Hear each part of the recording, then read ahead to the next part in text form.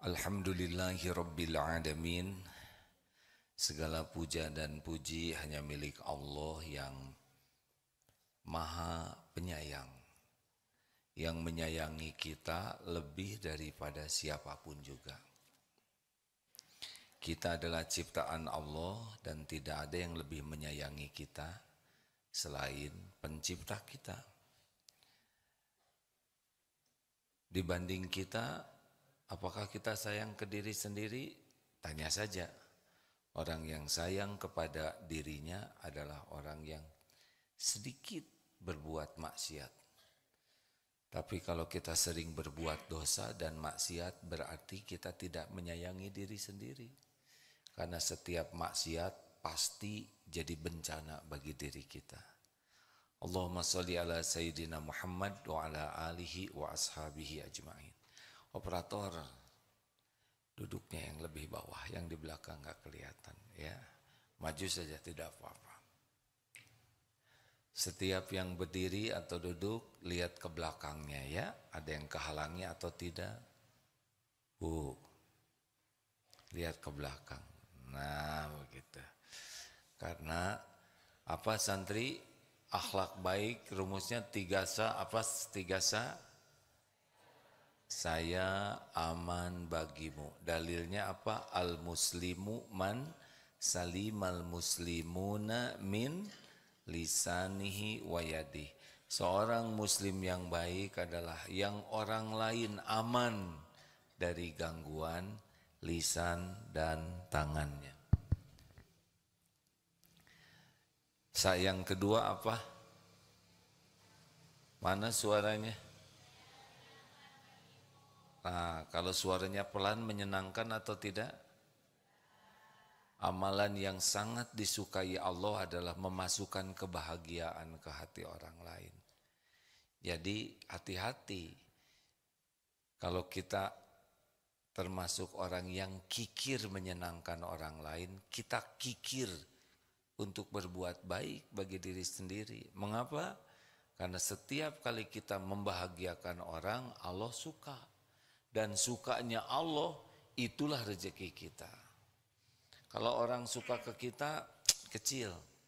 Tapi kalau Allah menyukai kita, itulah yang paling penting. Dan kuncinya adalah senang membahagiakan orang lain. Dan yang ketiga apa? Saya bermanfaat bagimu. Kenapa kita belajar? Supaya banyak ilmunya. Supaya apa banyak ilmu? Supaya makin yakin ke Allah dan makin manfaat bagi makhluk Allah. Kepada Allah mengabdi, kepada Allah menghamba, kepada umat berkhidmat. Dah gitu aja hidup, tidak usah ribet. Ini karena ada tamu banyak, ibu-ibu saya izinkan mengulang sedikit ya, mudah-mudahan manfaat. Setiap orang ingin bahagia. Islam tidak Islam, tua muda, laki perempuan ingin bahagia. Tapi tidak semua orang tahu rahasia bahagia. Ibu-ibu dari Purbalingga ingin bahagia? Purbalingga. Apa bedanya dengan Purbalingga? Oh ya, bedanya Purbalingga itu huruf A, Purbalingga huruf O. Satu di Jawa Tengah, satu di... Tapi menurut saya sama orang Purbalingga dengan Purbalingga. Sama atau tidak? Sama-sama orang Indonesia, sama-sama ciptaan, sama-sama banyak dosa. Baik adik-adik santri, dan AA akan terus mengingatkan ini. Kunci bahagia itu hanya 2 dalam hidup ini. Apa Bu? Ayo, ibu kelihatannya udah lama di duniaan. Apa kunci bahagia? Ayo, pasti udah tahu, hanya rendah hati ya. Begitulah cara menghibur diri. Kunci bahagia apa santri? Iman dan amal soleh. Ingat baik-baik. Kalau kurang bahagia artinya apa? Kurang iman dan kurang amal soleh. Jadi kalau ingin bahagia langsung bukan ingat harta, bukan ingat gelar, bukan ingat bisnis, bukan ingat pasangan hidup yang cakep, bukan ingat popularitas. Kalau ingin bahagia langsung ingat iman, amal soleh. Harus makin kuat iman, makin tenang. Jadi kalau kita selalu 3 hal, cemas dengan yang belum terjadi, ini indikator iman. Adik-adik tolong dicatat ya. Orang yang imannya kurang, dia ada iman tapi kurang. Nah kalau kurang iman cirinya selalu cemas dengan yang belum terjadi untuk duniawi ini. Kalau cemas untuk akhirat itu baik. Tapi kalau cemas tentang duniawi, tentang pekerjaan, tentang jodoh, tentang kesehatan, pokoknya udah dunia cemas, udah cirinya tuh kurang iman. Yang kedua, kecewa, sedih, menyesal dengan yang lalu. Ke depan cemas, ya lalu menekan di sini. Sering sakit hati, dendam, marah oleh yang sudah terjadi. Ke depan cemas, yang lalu membelenggu, dan yang sekarang capek. Jadi yang di jalan itu capek. Kenapa? Karena enggak ikhlas. Menjalaninya itu ingin dinilai orang, ingin dipuji, ingin dihargai, ingin dihormati. Jadi semua kesibukannya itu hanya berharap penilaian makhluk. Itulah yang membuat tidak bahagia. Ke depan cemas, ke belakang kecewa, sedih, menyesal, sakit hati. Yang sekarang capek. Kenapa capek? Capek itu karena berharap dari makhluk. Makanya orang-orang yang sangat senang sekali dipuji itu susah bahagia. Yang ingin kelihatan cantik, cakep, ingin kelihatan kaya, ingin kelihatan keren, ingin kelihatan hebat. Pokoknya yang sibuk aja ingin kelihatan oleh manusia dan tidak peduli dengan penilaian Allah, capek. Pasti capek. Capek itu karena tidak ikhlas. Nah, jadi kalau orang yang kuat iman bagaimana? Ingat ke depan. Surat apa? At-Taubah ayat 51. Qul la yusibana illa ma kataballahu lana huwa maulana wa 'alallahi falyatawakkalul mu'minun. Katakanlah, sekali-kali tidak akan menimpa kepada kami kecuali apa yang ditetapkan Allah untuk kami. Dialah Allah maula kami, pelindung kami, dan kepadanya lah orang-orang yang beriman, bertawakal. Jadi kalau ingat masa depan, yakin ada Allah yang menguasai masa depan kita. Jadi bagaimana menghadapi masa depan? Sekarang kuncinya. Niatnya selalu baik, ikhtiarnya maksimal, doanya optimal, dan pasrahkan ke Allah dengan tawakal. Berprasangka baik kepada Allah. Ana 'inda dzanni abdi bi. Aku sesuai dengan prasangka hambaku. Berprasangka baik. Ini mahasiswa. Ada mahasiswa ya? Oh bukan. Ya sudahlah, terserah adik aja. Kita tidak usah bertengkar ya. Bagaimana? Gimana katanya nanti masa depan guru, dokter, pengacara sudah digantikan oleh AI, artificial intelligence. Tenang saja. Yang menguasai takdir adalah Allah. Sekarang saja jadi orang baik. Belajar sungguh-sungguh. Ikhtiar maksimal. Doanya yang maksimal. Besok lusa belum tentu hidup. Kalaupun hidup, Allah yang ngurus. Gak usah stres. Katanya harga tanah makin naik, harga rumah makin naik. Gak apa-apa. Yang penting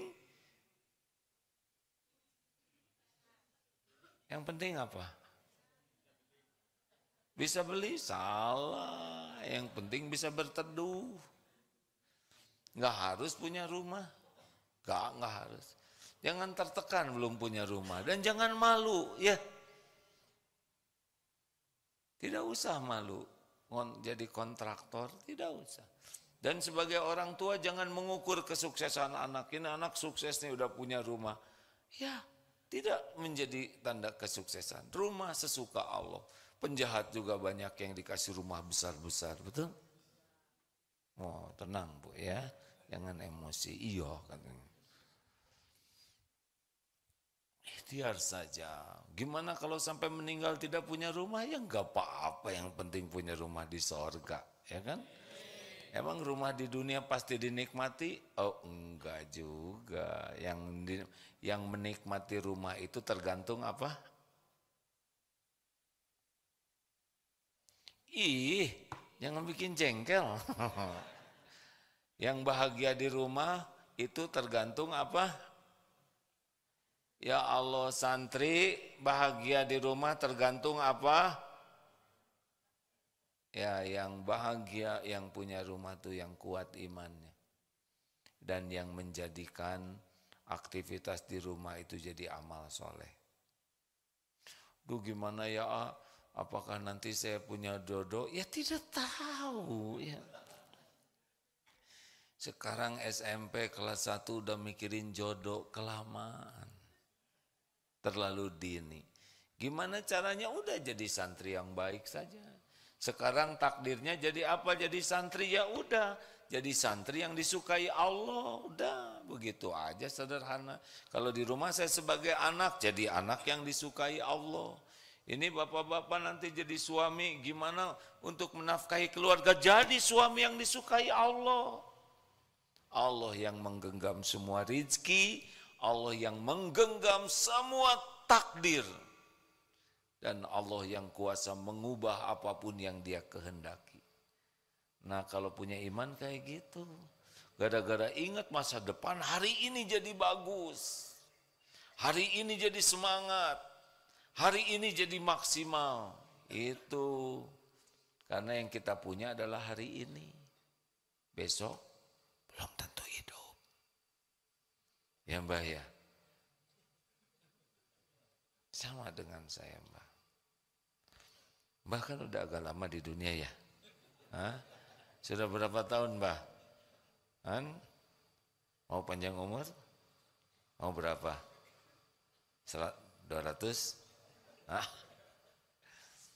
Jangan memberikan pertanyaan yang membuat orang susah menjawabnya. Maaf ya Mbah ya. Bagaimana tentang yang lalu? Surat apa? Al-Hadid ayat 22, 23. Maaf ya para pendengar, ini mengulang karena tamunya baru lagi ya. Jadi dan kelihatannya wajahnya memerlukan ketenangan, betul? Hengge Mas Oo katanya. Makanya kami ke sini. Yang lalu Al-Hadid ayat 22, 23. Ini diantaranya ya. Bagaimana? A'udzubillahi minasyaitonirrajim. Ma asaba min musibatin fil ardi wala fi anfusikum illa fi kitabim min qabli an nabra'aha. Tidak ada satupun musibah yang menimpa di bumi ini maupun pada dirimu kecuali sudah tertulis di lauh mahfud sebelum kami mewujudkannya. Inna dzalika 'alallahi yasir. Sesungguhnya yang demikian itu mudah bagi Allah. Jadi tidak ada yang tidak tertulis. Emang begitu. Kita harus melalui itu. Kena sakit ini emang itu. Kita ditipu, kena kejadian ini, ketabrak sepatu roda misalkan ya. Apa aja, enggak ada. Tidak ada satupun musibah yang terjadi tanpa izin Allah, tanpa sepengetahuan Allah. Tidak ada. Emang kita harus begitu. Jadi bagaimana menghadapi yang lalu? Lanjutannya ya. Dan semua itu mudah. Likaila ta'saw ala ma fatakum wala tafrahu bima atakum wallahu la yuhibbu kulla mukhtalin fakhur. Agar kalian tidak terlalu berduka cita, tidak terlalu sedih dengan yang emang udah begitu takdirnya. Kalau udah terjadi ya. Dan jangan terlalu gembira dengan apa yang Allah berikan padamu. Yang harus itu bersyukur, bukan terlalu gembira. Oleh saya lulus. Alhamdulillah saya lulus. Karena udah garisnya begitu. Ibu kalau punya anak jadi hafiz, jangan alhamdulillah berlebihan sehingga merasa ibulah yang membuat anak hafiz. Enggak, itu udah tertulis begitu. Jadinya tawadu, tidak ada ujub. Ini cara Allah mencegah agar kita tidak terlalu depresi, tidak kecewa dengan yang sudah terjadi, baik itu musibah maupun nikmat. Jadi wah ini Darut Tauhid, ya udah tertulis begini. Sebelum saya dan kawan-kawan lahir juga ada tulisannya Darut Tauhid ini. Apa yang mau disombongkan? Kami ini adalah orang-orang yang diuji jadi jalan terwujudnya apa yang sudah Allah tetapkan. Jadi Darut Tauhid ini baru enggak. Sudah tertulis di Lauh Mahfud akan ada pesantren ini, seperti ini. Siapa yang datang, siapa yang mesantren, itu ujian bagi kami-kami yang ditakdirkan. Ada dalam episode ini. Kalau merasa ini ide kami, dulu tidak ada siapa-siapa, sekarang kami berjuang. Kamu, udahlah, itu gagal. Ini ide cemerlang, kami kerja sangat keras. Kita nggak bisa mikir kalau nggak dikasih otak oleh Allah, benar? Kita nggak bisa kerja keras kalau nggak dikasih tenaga oleh Allah. Nggak dikasih makan, nggak dikasih kemampuan, nggak bisa. Jadi kita harus tahu kalau terjadi sesuatu, Allah. Makanya kalau udah ingat masa lalu, gimana kalau menyakitkan? Wa ma asabakum min musibatin fabima kasabat aidikum wa ya'fu an katsir. Kalau masa lalunya sedih, menyakitkan, itu pasti karena dosa. Begitu aja ingatnya. Jadi kita yakin semua sudah tertulis dan kita diperintahkan ikhtiar. Kalau dapat nikmat ini pasti dari Allah. Kalau ada salah, kalau yang buruk itu pasti dari kita. Gitu keyakinan kita. Kalau semua udah tertulis, mau ngapain kita ikhtiar? Kita ikhtiar itu diperintahkan Allah. Kalau kita udah ikhtiar, dapat nikmat, kita yakini nikmat itu karunia Allah. Wa ma bikum min ni'matin faminallah. Kalau kita kena kepahitan, maka kita yakin kepahitan itu diundang oleh dosa dan kesalahan kita. Jadi tidak menyalahkan Allah, tidak ujub kalau sudah mendapat kebaikan apapun, bahwa kalau keburukan kepada dosa kita jadi tobat, jadi baik semuanya. Keren kan? Jadi jangan karena semuanya udah tertulis di sisi Allah, mau ngapain ikhtiar? Kita melanggar. Karena perintah ikhtiar itu jelas. Ihris ala ma yanfa'uk wasta'in billah wala ta'jaz. Bersemangatlah, bersungguh-sungguhlah dengan apa-apa yang manfaat bagimu. Dan minta tolong ke Allah, satu paket ya. All out-nya ikhtiar dan doa satu paket. Wala ta'zaz, jangan lemah. Baru kalau sudah terjadi sesuatu, wa in asobaka syai'un fala taqul lau anni fa'atu kana kada wa kada. Dan jika terjadi sesuatu, jangan mengatakan seandainya begini, pasti begini. Enggak boleh. Walakin qul qaddarullah wa ma syaa fa'al. Ini sudah takdir yang harus dijalani. Fa innallahu taftahu amala syaiton. Karena perkataan seandainya membuka pintu tipu daya setan. Jadi kalau sudah terjadi, ridho. Sambil ikhtiar lagi.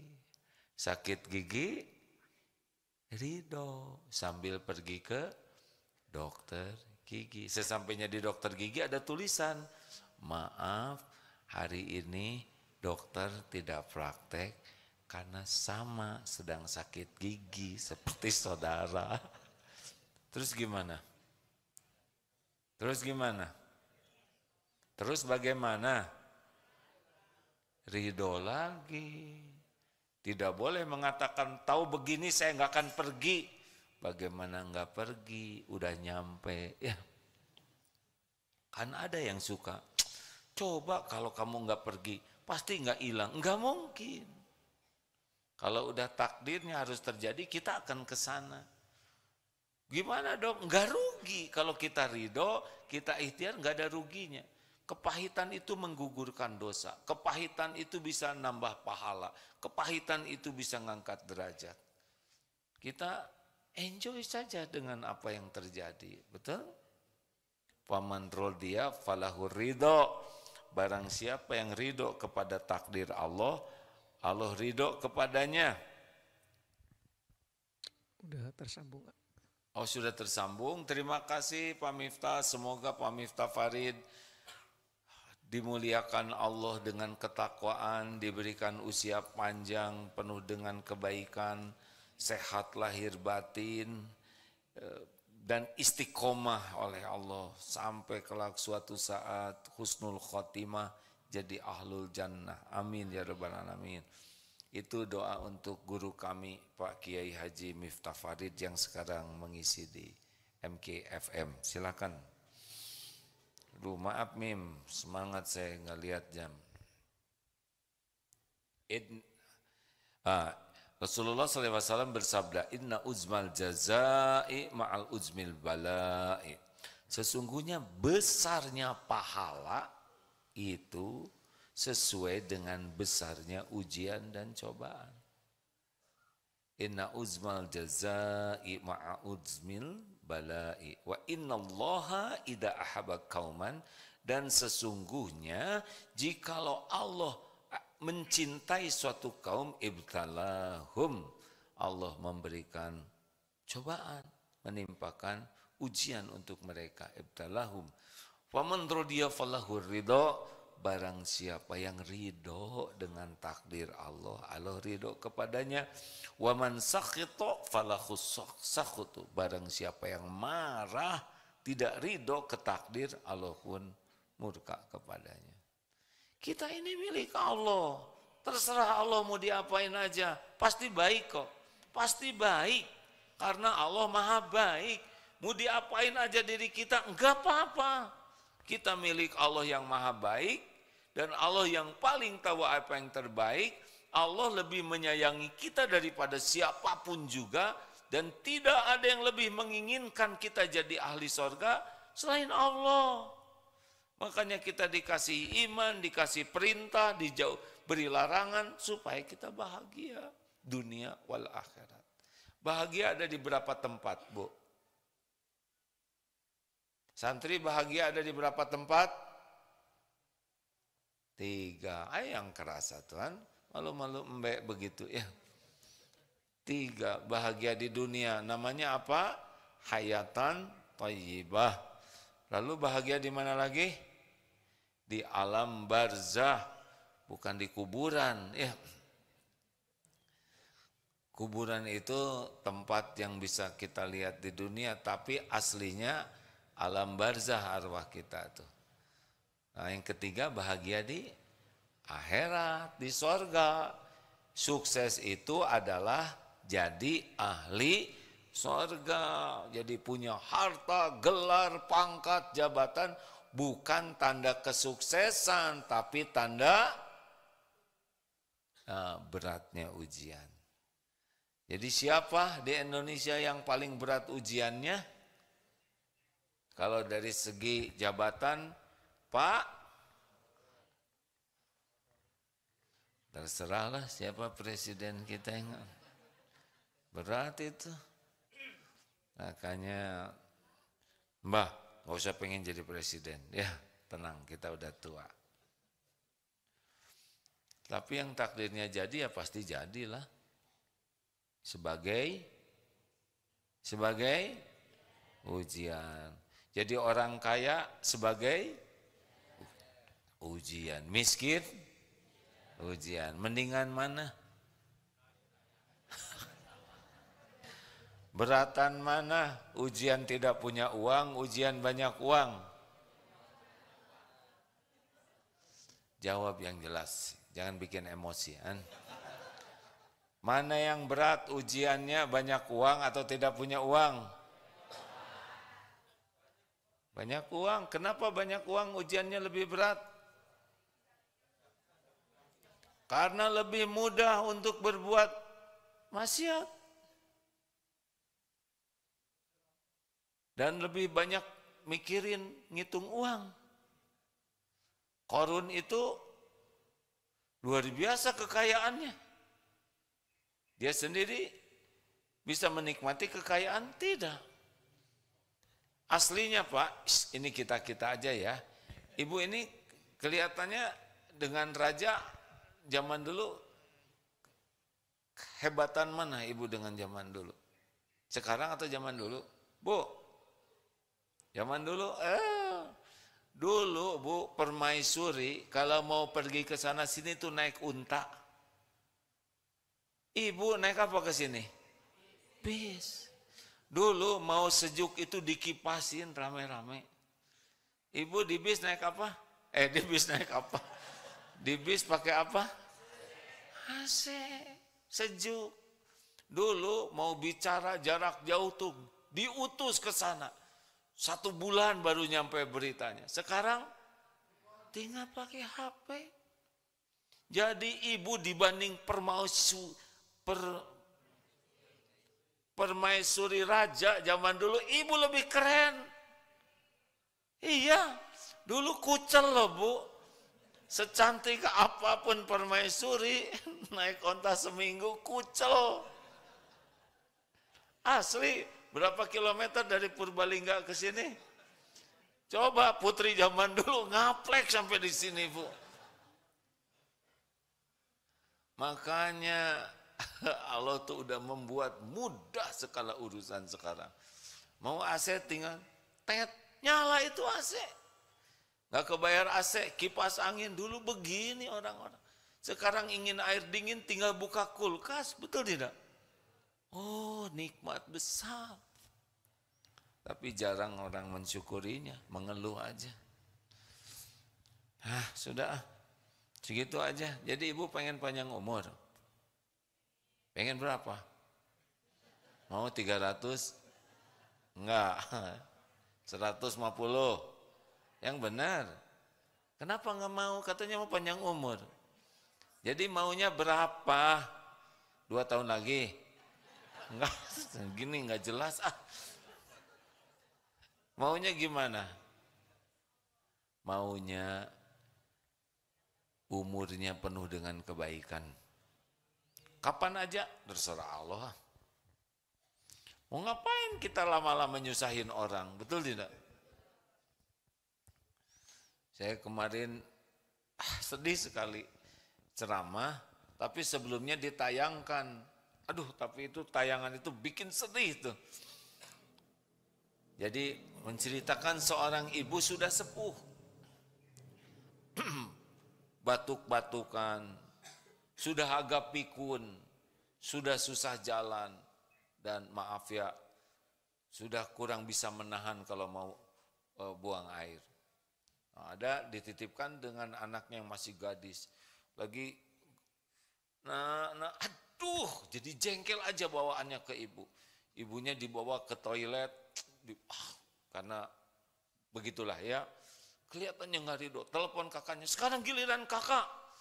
Yang ini, yang jagain tunggu dulu saya. Wah, dibawa aja oleh anaknya ini ke kakaknya. Kakaknya udah berumah tangga. Ini anak gadis ini belum berumah tangga. Bawa tuh ibunya di mobil. Telepon lagi ke kakak yang lain. Saya nggak mau ngurus, pokoknya bawa ke tempat yatim. Bukan yatim, panti jompo. Ribut aja mereka. Lagi ribut, ibunya tuh lihat aja. Tidak ada yang mau ngurus. Lalu ibunya keluar aja dari mobil, pergi aja. Jalan, ini lagi ribut-ribut, dicarilah ibunya. Gak ketemu. Sampai dipakai pengumuman di mana-mana. Rupanya ibunya ini nyebrang karena udah pikun. Datanglah truk. Nah, direm Pak. Bukan ketabrak Pak, direm. Saya juga nyangkanya ketabrak. Jadi direm, terus si sopir truk, maaf bukan sih, sopir truknya ini baik. Sehingga dia naikkan ke truknya. Masalahnya ibunya pikun, yang mau dikemanain ini si ibu ya. Oh, akhirnya anak-anak mencari, sedih. Wah, nangislah mereka tuh, menyesal, kebayang ibunya waktu ngurus dia lagi kecil. Nah, lama-lama sesudah dilaporkan, dicari-cari, akhirnya balik lagi. Jadi happy ending tuh. Mereka tobat dan akhirnya benar-benar mau mengurus ibunya dengan baik. Tapi saya mikirnya bukan sebagai anak. Saya gak mau tua-tua saya nanti nyusahin anak, kan begitu? Kalau bisa. Nah, kemarin ceramah barengan Ustadz Arifin Nugroho. Ustadz, kalau Rasulullah tuh 63 itu Masehi atau Hijriyah? Hijriyah. Sekarang mau 63 nih. Ternyata Rasulullah itu 2 tahun lebih muda dari saya meninggalnya. Aduh, sedih banget. Tapi masih muda. Jadi ini lebih tua daripada Rasulullah wafat. Segitu. Jadi gimana ini kita ngobrolin apa sekarang? Jadi gimana, apa mending mati? Enggak juga, yang masalahnya kita belum cukup bekal. Jadi sekarang gimana ya? Udah, sekarang fokus tiap waktu lakukan yang terbaik sebagai amal soleh. Dah, caranya gimana supaya tiap waktu kuat iman dan amal soleh? Caranya sederhana, tiap hari tambah ilmu agama, baik ilmu akidah, ilmu Quran, pokoknya ilmu paham kebenaran, dan tiap hari berusaha amalkan itu ilmu. Ya udah gitu aja. Karena yang menyebabkan iman kita lemah dan amal kita jelek adalah kurang ilmu agama, lemah ilmu agama, dan kalaupun tahu lebah mengamalkannya, kalah oleh nafsu. Gitu? Jadi sekarang saya lagi nunggu nih, kapan hidup ini berakhir dengan banyak belajar dan sekuat tenaga diamalkan ilmunya itu. Bukan sekedar untuk belajar, tapi untuk diamalkan. Ibu tahu siapa orang yang paling banyak ilmunya? Apa cirinya? Yang paling banyak ilmu agamanya apa cirinya, Dedek? Paling banyak amalnya. Apa cirinya orang yang berilmu? Imannya kuat. Apa ciri orang yang imannya kuat? Akhlaknya makin baik. Begitu. Terakhir, sebelum tanya jawab, dapat artikel ini. Ini penting. Saya kira manfaat ini bagi semua yang menyimak ya. Kita ini makhluk berasal dari air. Kalau bayi katanya 90%, 85% itu cairan. Kalau kita makin tua sekitar 70%. Tubuh ini cairan. Jadi aslinya kita ini Aquaman. Ya. Lelaki ya, Aquaman. Jadi kita ini makhluk air. Karena 70% nih kita ini cairan. Ini serius nih. Ya, otak itu cairan, darah itu cairan, sel-sel tubuh kita. Jadi kalau kurang air, makanya sifat kita itu harusnya menyerupai air. Air itu bisa memadamkan api membara. Air itu kuat loh Bu. Ini beton ini kuat, digabungkan oleh siapa? Air. Air itu lembut tapi powerful. Api padam. Besi keropos oleh kota bisa lumat seketika oleh air. Disun aja sebentar, set habis. Tsunami maksudnya. Nih, dengar.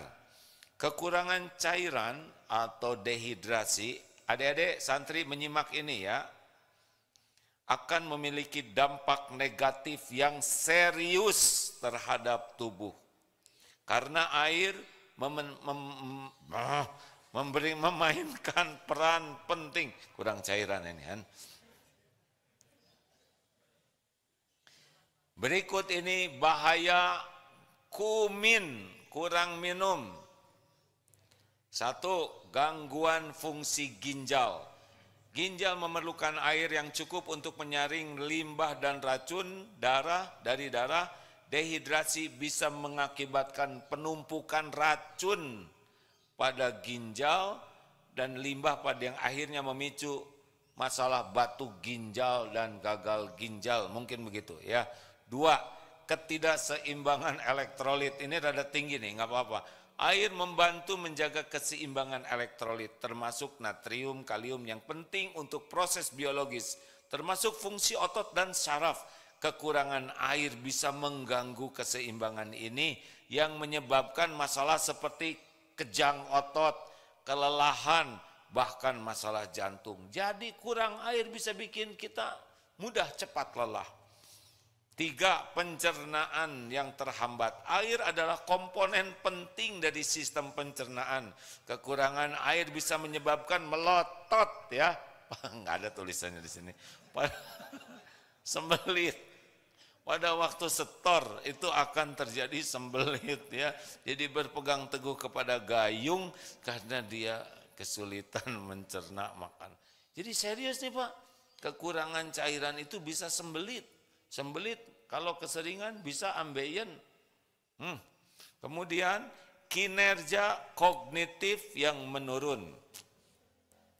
Dehidrasi dapat mempengaruhi konsentrasi. Santri dengerin, santri yang kurang minum kan hulang ya di kelas itu. Kenapa? Karena ternyata kekurangan cairan bisa mempengaruhi konsentrasi, koordinasi, kognisi secara umum dan menyebabkan kesulitan dalam membuat keputusan, dalam masalah memori dan perubahan suasana hati. Jadi orang yang sering bete itu bisa jadi kekurangan minum. Makanya kalau punya suami bete terus coba disiram ya. Dikasih minum. Pak, jelas Pak? Kalau istri misalkan bete terus, udah minum aja terus ya. Ternyata selain air, adik-adik, mana yang bisa lebih membuat emosional? Daging atau tempe? Santri dibuat 2. Ini kelas 1A, kelas 1B, kelas 1C. Kita lihat mana yang lebih emosional. Kelas 1A kasih tempe, 1B sate, 1C dikasih gepuk. Besoknya 1A tempe, 1B gado-gado dan sate marangi, 1C stick. Besoknya 1A tempe. Kira-kira yang mudah emosi yang mana? Ngerti enggak? Ini tinggi sekali ini masalahnya, enggak? Jadi masalahnya bukan karena tempenya, tapi karena ketidakadilan sosial. Lanjut. 5. Kekurangan cairan menyebabkan kelelahan dan energi rendah. Air penting untuk produksi energi. Tanpa hidrasi yang cukup, tubuh akan merasa 3L, lelah, lesu, lemah. 4 deng, letoy. Ya. Yang ke-6, masalah pada kulit dan penampilan. Dehidrasi dapat membuat kulit menjadi kering, kusam, lebih rentan terhadap kerutan. Dehidrasi penting untuk menjaga kulit agar terlihat segar dan muda. Tuh Pak ya, kemana-mana bawa galon ya.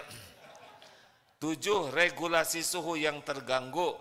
Air memainkan peran penting dalam mengatur suhu tubuh melalui keringat. Tanpa cairan yang cukup, tubuh kesulitan untuk menyesuaikan suhu yang dapat meningkatkan risiko kepanasan ataupun kelelahan panas. Penting untuk minum cukup air setiap hari untuk mencegah dehidrasi dan mendukung fungsi tubuh yang optimal. Jumlah air yang dibutuhkan bisa berbeda-beda tergantung faktor usia, aktivitas fisik, iklim, tempat tinggal, dan kondisi kesehatan.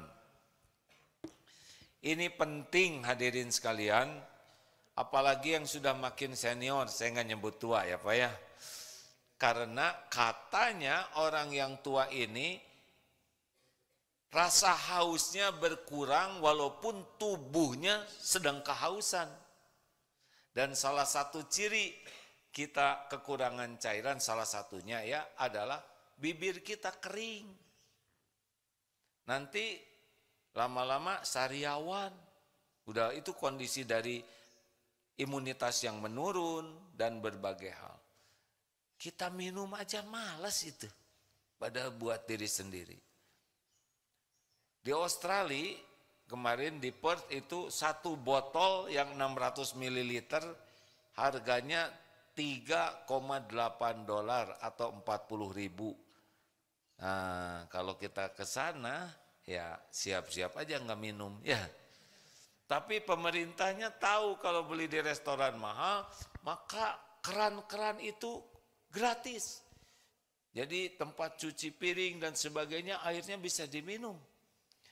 Ayo yang teman-teman yang punya uang, ayo sedekahnya adalah sedekah air minum.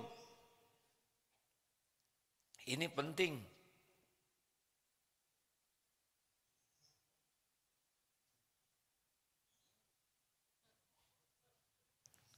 Kakek nggak boleh ngobrol ya.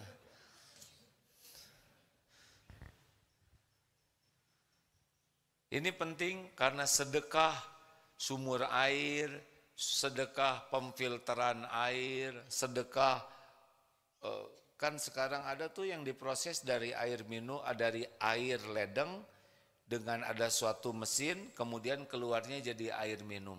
Setiap kali kita sedekah minum atau sedekah air, tiap diminum jadi pahala, dipakai wudhu pahala, dikasih pepohonan kita juga dapat pahala, untuk burung-burung, binatang yang minum dapat pahala, sehingga ada ulama yang mengatakan ini, sebagian ulama mengatakan topnya itu sedekah sumber air itu. Karena ini sumber kehidupan. Bahkan kalau ada orang yang sakitnya sulit sekali tersembuhkan, cobalah sumur bor, bikin sumur bor sehingga keluar air, manfaatkan untuk masjid, manfaatkan untuk lingkungan. Insya Allah dengan izin Allah disembuhkan. Ini ada kejadian nyata ini ya, nyata. Saya tidak menyebut namanya. Ada sebuah keluarga anaknya sakit. Ternyata sakitnya ini sangat langka. Kalau tidak salah hanya ada 5 kasus di dunia ini. Ini anaknya sangat disayangi. Betul-betul dalam keadaan wah berat lah, ya dianjurkan, ayo sedekah sumur air minum. Akhirnya mencari masjid yang perlu sumur bor, pesantren atau lalu dibangunkan di beberapa tempat. Qadarullah anak ini disembuhkan oleh Allah.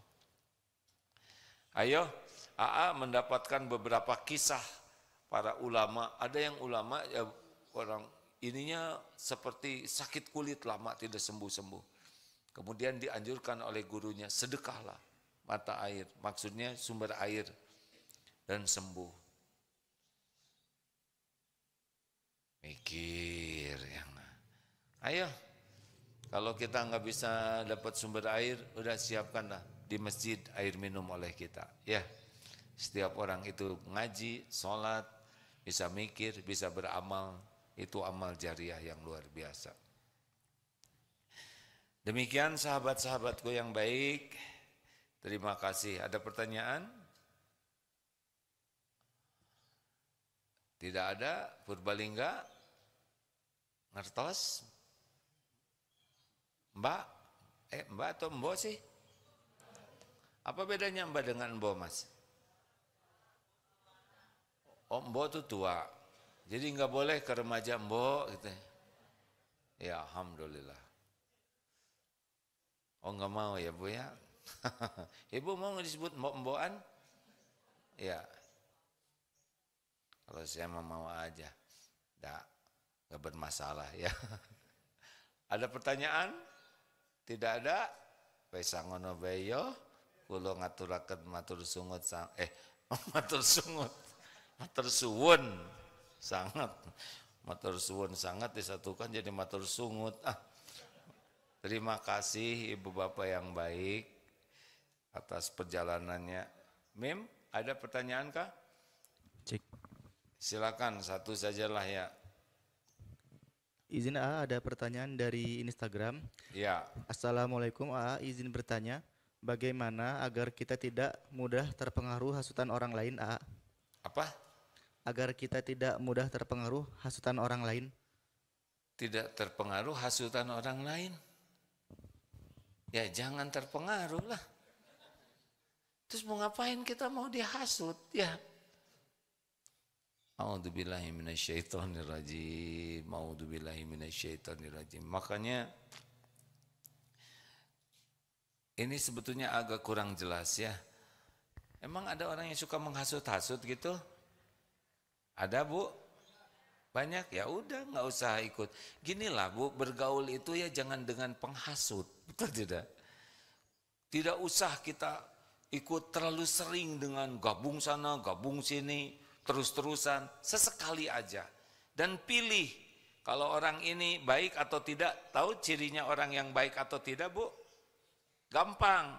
Falyakul khairon auliyasmut. Berkata baik atau diam. Kalau orang itu baik, hatinya perkataannya baik atau diam. Jarang celetak-celetuk sembarangan, tidak segala ditanyakan, tidak segala dikomentari, tidak segala ditanyakan, tidak segala diceritakan, tidak serba ingin tahu, ya, yang memang tidak ada perlunya. Lebih hemat, tidak usahlah. Ada yang sedang nelpon, gimana, ada apa nih? Itu sedang telepon, terus ibu di sampingnya, ada apa, ada apa? Nggak usah. Sok tahu, pengen tahu urusan orang, biarin. Mungkin lagi ditagih oleh debit kolektor ya, debt kolektor. Kita kan semua pengen tahu, kenapa ya tetangga itu kok ganti mobil? Atau biarin. Jangan-jangan itu dari mertuanya. Mau ngapain? Atau nanya, Bu, tas ini udah lunas belum? Mau apa? Ini KW1, KW2, mau apa? Diem. Gak usah banyak bicara. Carilah teman yang tidak banyak celetak-celetuk, yang tidak banyak ngomong. Aduh, di bis ini ada yang ngomong terus, gimana? Ya diturunkan aja tensi bicaranya ya. Kalau ada yang ngomong terus bagaimana, ya udah kasih obat tidur, insya Allah dia istirahat. Jangan ya. Udahlah, tinggal yang lain aja tidur. Dia juga nggak mungkin ngomong sendiri ya. Terima kasih Bapak Ibu yang baik, terima kasih semuanya. Alhamdulillah ini banyak pertanyaan juga dari teman-teman di Zoom, tapi sepertinya sudah terjawab. Alhamdulillah, terima kasih ya. Kita semua juga lagi nunggu. Kita semua ini sedang menjabat sebagai camat, calon mati ya. Karena wafat tidak menunggu waktu, ya kita malah lagi nunggu antrian ini ya. Jadi tidak ribet lah, nunggu antrian, kita belajar tiap hari, kemudian kita amalkan. Gitu aja. Dua-duanya dengan ikhlas, belajarnya karena Allah, mengamalkannya karena Allah. Udah, nanti yang lain-lain Allah akan nolong. Kalau kita benar-benar beramal dengan ikhlas, nanti Allah bakal nolong. Gak usah risau, semuanya ini milik Allah, benar? Lakukan yang terbaik. Kalau kerja, kerja yang terbaik. Kalau di rumah, jadilah yang terbaik. Kalau di jalan, jadilah yang terbaik. Di mana-mana. Wa ahsinu innallaha yuhibbul muhsinin. dan berbuatlah yang terbaik karena Allah mencintai orang yang melakukan kebaikan. Subhanakallahumma bihamdik asyhadu alla ilaha illa anta astaghfiruka wa atubu ilaik. Assalamualaikum warahmatullahi wabarakatuh. Nanti kajian Al-Hikam bada asar dan Arifatullah bada isya. Ya, silakan yang mau ke Darut Tauhid. Sebentar nyapa dulu. Terima kasih yang di Zoom. Terima kasih yang Zoom. Alhamdulillah. Waduh, Pak Romi dan kawan-kawan terima kasih ya. Pamit. Oke, alhamdulillah. TikTok udahan? Nah, dadah tok ya. Ibu nggak ikut dan ini saya ngedadahin TikTok, Bu. Baik, sekarang kita nih duel enggak.